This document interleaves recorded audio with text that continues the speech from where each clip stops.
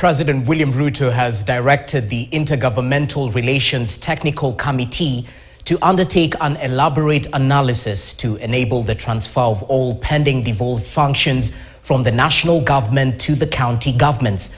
The president was speaking in State House, Nairobi, during the 10th Intergovernmental Summit meeting. To address the concerns raised by governors on failure by the national government to fully release devolved functions to the county governments. In the 10th intergovernmental engagement between the national government and the devolved units, President Ruto committed to have all devolved units released by the national government. To actualize my commitment to transfer all pending devolved functions, the Intergovernmental Relations Technical Committee has been tasked to undertake a detailed analysis of the functions as per the 4th schedule of the Constitution.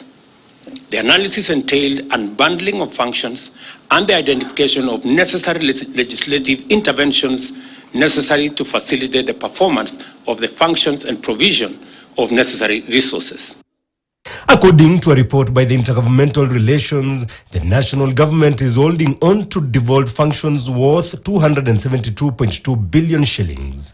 For instance, the national government is holding on to 45 elements in the health sector worth 3.2 billion shillings that ideally should be devolved. In the agriculture sector, the national government is still stuck with 41 devolved functions worth 105 billion shillings.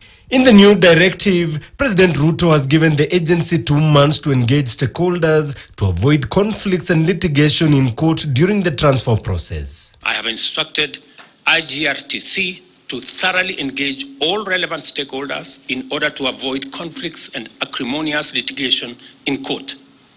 I shall therefore require them to engage with the stakeholders for a further 2 months to validate and approve the reports, therefore, before they are gazetted. Earlier, the president presided over the signing of economic partnership agreement between Kenya and the European Union, aimed at strengthening the resolve to enhance economic collaboration. For the European Union, it is very important to strengthen our supply chains and diversify them with trusted, like-minded partners. And Kenya is a trusted, like-minded partner. The EU's 27 member countries, 16 trillion euro market, contributed 17% to global GDP and is one of Kenya's biggest trading partners, whose exports to our market now amount to US dollars 2.1 billion.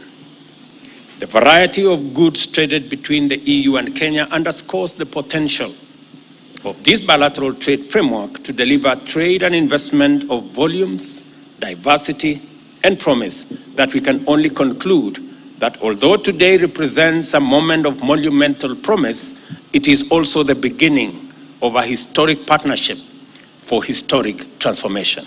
Among the benefits of the deal is that Kenya will enjoy duty and quota-free access to the European market. However, this is subject to ratification by the European Parliament. Jeff Kirui, KTN News. Moving on, Education Cabinet Secretary Ezekiel